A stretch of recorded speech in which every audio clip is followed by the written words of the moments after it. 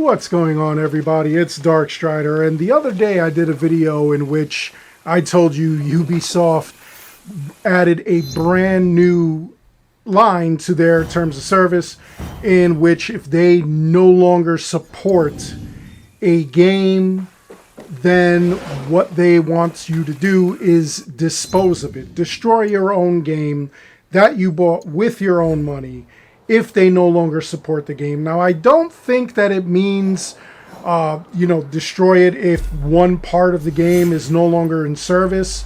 Like, for example, Assassin's Creed Brotherhood has an offline mode as well as an online mode, a multiplayer mode. Now, if you had it for the PS3 or Xbox 360, I'm pretty sure that those servers are down.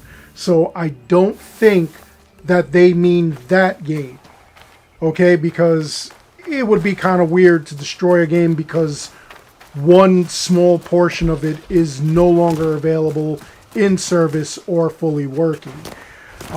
The thing that I believe they're talking about is like games like more recently Concord.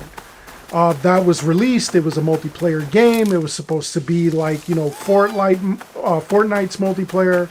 It was supposed to be like, any online game that we've got now going on, Destiny 2, things like that. Except you needed to be in teams. And of course, they shut down that game. They offered refunds for that game, which was the right thing to do. It was a Sony brand game, did not work out. They offered, refunds. Basically, a game like that has no offline mode. And I think they mean games like that they want you to destroy, because it serves no purpose. However, I am not partial to the destroy your game and forget about it, because I'm pretty sure that had that game had a life, there would have been microtransactions, people would have put money into it and whatnot. So offering the refund was the right thing to do. However, if they're going to do something like that, my feeling at least is that they should go and they should offer you a refund for everything that you purchased. You put your money into it, they decided to shut it down, you deserve your money back. All right, especially in the early stages like, Concord was. So Sony did the right thing there. Now, there is a petition going around and a movement called Stop Killing Games in which they actually address this issue. They want that if you paid for your game, you paid for your cosmetics, then indefinitely the company should have one server at least for this game. If they go on to a brand new game, some developer, they create some hot new game right now, and then in 2-3 years, not so many people are playing it, they create a brand new game, they should still have servers running on the old game. Good example of this is Square Enix. They have Final Fantasy XI. There aren't that many people still playing that game, but the servers are still open. Now, this was available in the PS2 era, so it's still operational. That's what Stop Killing Games wants. Even though there may not be that many people playing it online, they still have access to it. They could go into it anytime they want. All the DLCs and stuff that they put into it, they can still play. Maybe they're not paying the subscription every month. Maybe, they've stopped. They want to go back. They want to play it again. I could see them doing that. They have Final Fantasy XIV, which is more current. More people are playing that. There aren't a lot of people playing Final Fantasy XI. They could still go back to that should they want, however. So that's what the Stop Killing Games initiative is. It's trying to prevent loss of stuff like that. You own your games. So now, this is actually getting traction because the Vice President of the European Parliament Nikolai, I know I'm going to butcher his last name. I'm so sorry. Stefanota, I think. He has personally signed the petition for Stop Killing Games, and he put out a statement. I stand with the people who started this citizen initiative. I signed and will continue to help them. A game once sold belongs to the customer, not the company. So now, this is going to be sending a lot of waves, because we know that a lot of companies are basically telling us, don't get comfortable thinking that you own your game. And that is completely illogical. If I paid $70 for a game, or like on the Nintendo Switch 2, which I'm not paying that, but if I was crazy enough to buy the game for $100 for the game, I own that game. That game is mine. You can't tell me what to do with that game. I am not throwing it out. I am not giving it back. I am not doing anything unless you're going to give me a refund on that game. You know, if I have it in my Steam library, if I have it in my PlayStation or Xbox libraries, and I bought it, it's mine. You cannot take it away from me.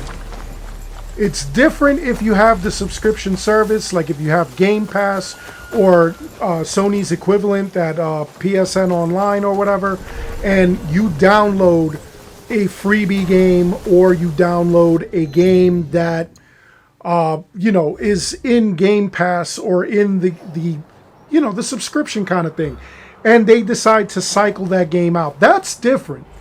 You haven't bought the game, you bought the subscription service. It's just like Netflix and all these other, you know, different video services and whatnot. You're paying a fee basically to have unlimited access to movie rentals or TV show rentals. You know, if they cycle that out, you didn't buy that series. You didn't buy that. So they have the right to either cycle it out, remove it from the listing, bring new ones into the list, rotate them whenever they want. They have the option to do that. That I'm okay with. I'm like, you know, you technically, you did not buy that. You paid for a subscription service. Okay?